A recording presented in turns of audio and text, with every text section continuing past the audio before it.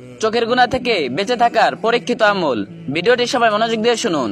আজকাল জিনা শুধু শারীরিক দিয়ে হয় না, অনেক আগেই শুরু হয়েছে চোখ দিয়ে। একটা দৃষ্টি, একটু বেশি তাকানো, একবার ইচ্ছা নিয়ে দেখা, আর সেখান থেকে ধীরে ধীরে অন্ত নষ্ট হতে থাকে। ইসলাম এই বিপদকে অবহেলা করেনি, বরং শুরুতেই দরজা বন্ধ করে দিয়েছে।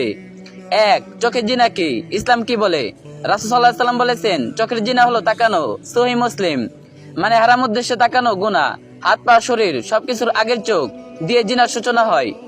দুই, আল্লাহ প্রথমেই দৃষ্টি নত করার নির্দেশ দিয়েছেন।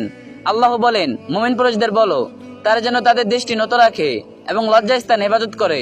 সূরা নূর আয়াত 30। আর মুমিন নারীদের বলো তারা যেন তাদের দৃষ্টি নত রাখে। সূরা নূর আয়াত 31।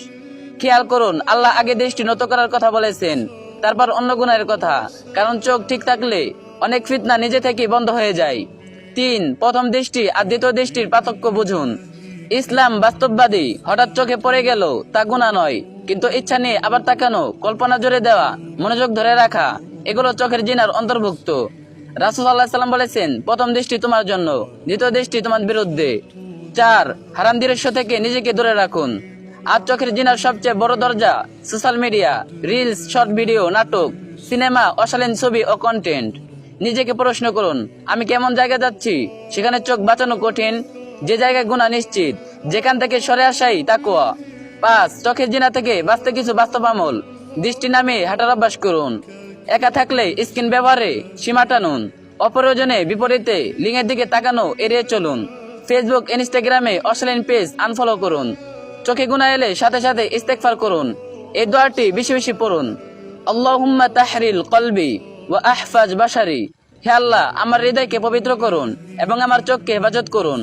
6, মনে রাখুন, চোখ পবিত্র হলে হৃদয় পবিত্র থাকে। চোখ যা দেখে হৃদয় তা জমা রাখে, আর হৃদয় নষ্ট হলে ইবাদতে শান্তি থাকে না, নামাজে মন বসে না। চোখ হেফাজত করা মানে নিজের ঈমান হেফাজত করা। শেষ কথা, চোখের জিনা ছোট গুনাহ মনে হলেও এর পরিণতি বড়। যে চোখ আল্লাহর ভয়ে নত হয়, কিয়ামতের দিন সে চোখ সবচেয়ে নিরাপদ থাকবে। আর যদি আপনি চোখ বাঁচান, আল্লাহ আপনার হৃদয় বাঁচাবেন।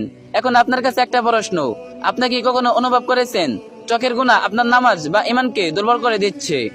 এই ভিডিওটি অবশ্যই একটা শেয়ার করে দিবেন, যাতে অন্য কেউ জানতে পারে।